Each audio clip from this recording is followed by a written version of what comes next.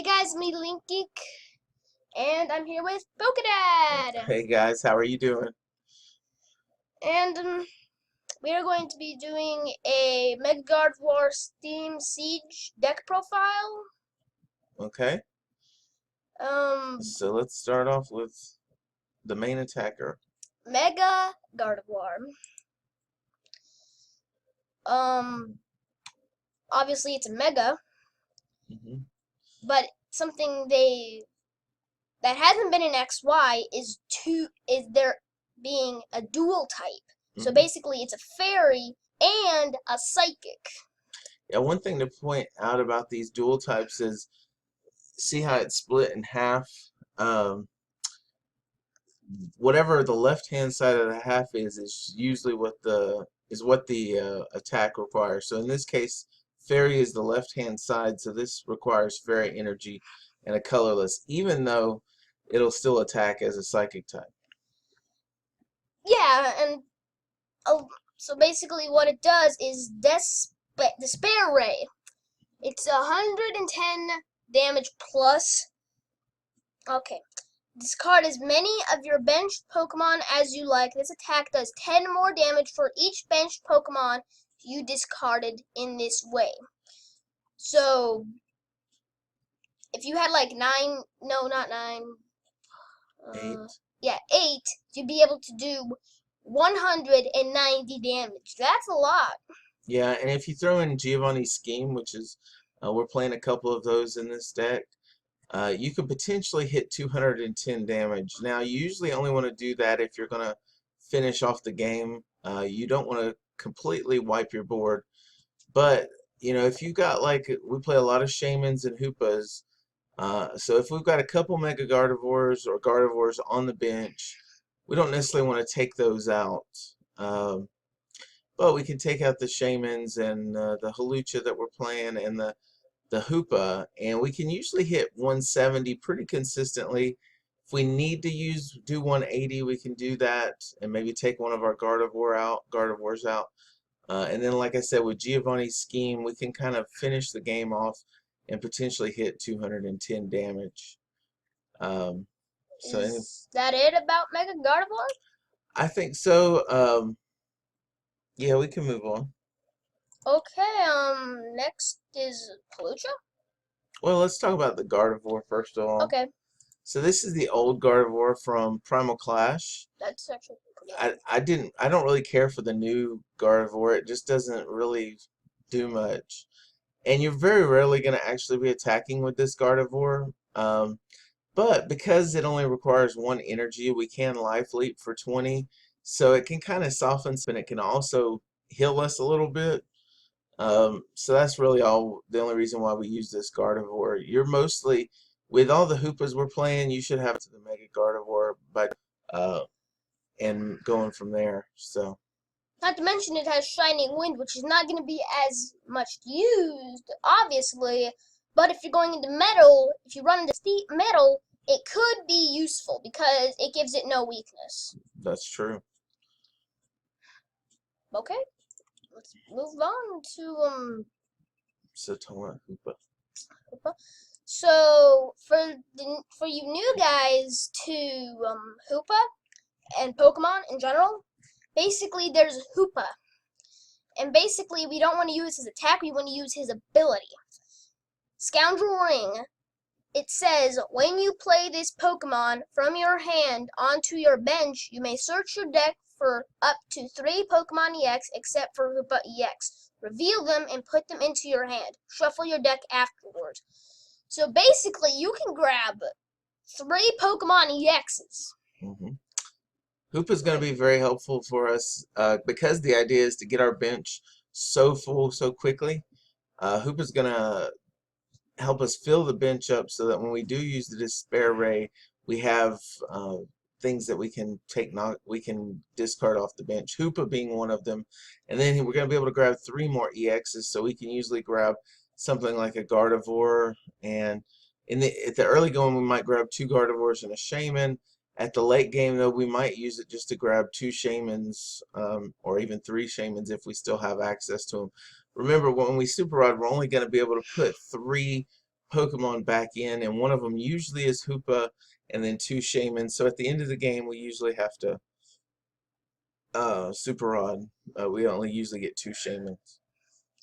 Yeah, and that's basically it about Hoopa. Oh, one thing to point out about the Despair Ray Gardevoir is because it hits some unique numbers. Like I think a lot of people are thinking Mega Rayquaza colorless is going to be the best deck in the format going on. Once we hit rotation, I really don't think that's the case. I actually think this deck is going to be better. Here's a couple reasons why. First of all, Despair Ray hits that 110 magic mark against Shaymins. And as you'll see, we use a lot of switching cards like Halucha, and we also use Escape Rope. And so our hope is that if they have a Mega Ray in the active, they're going to either switch into a Shaymin or another Hoopa. And since we're Psychic type, we hit Hoopa for weakness, so we don't have to discard anything to take out an opposing Hoopa or an opposing Shaymin. And then if he puts up just a regular Rayquaza, then we'll just use the Despair Ray to take out the Rayquaza. So that's one thing I like about the Mega Gardevoir versus Mega Ray matchup. Seems like there was something else I was going to say, but we'll move on to Shaymin. Okay, I'll go ahead and explain this. It's quite simple. So basically, Shaymin is the one with 110 HP that we were talking about that you can one-shot with Despair Ray without discarding anything. But here's a reason why people play it. His ability setup. When you play this Pokemon from your hand onto your bench, you may draw cards until you have 6 cards in your hand, which is really, really good because if this is the only card in your, if Shem is the only card in your hand, you can play it down and get a full hand of 6. Mm-hmm. Yeah, and the thing about this deck is it's the synergy between using Shaymin and then discarding them off because of Mega Gardevoir, and then using Super Rod to bring them back. It brings synergy to the deck that allows you to run through the deck very, very quickly. Matter of fact, most games I found this to be a very, very highly aggro deck, and most games will be done by like turn 6 or less, I would think. If you haven't won by turn 6, you've probably run into a control deck and you're probably going to lose.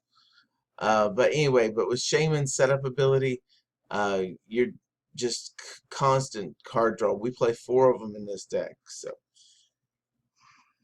Yeah, okay, let's move on to Halucha.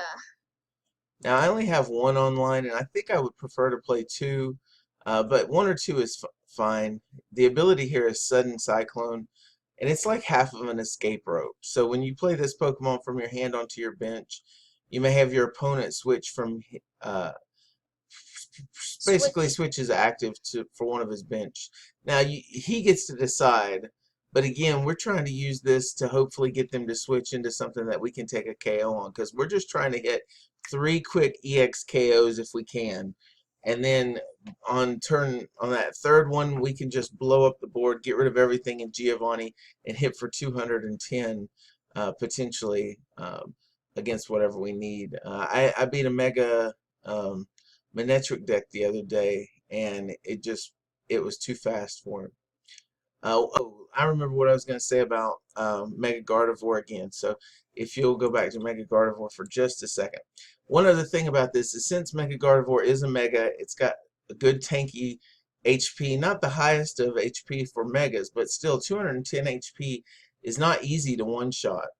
Not easy at all. So if they come in and let's say they hit you for like 150 damage or something like that, or they're trying to take 2 hit KOs, what you can do is you can retreat the active Mega Gardevoir, bring up another Mega Gardevoir, and then you can Despair Ray the Mega Gardevoir that's been damaged, send it to the discard pile, and then just Super Rod it back in.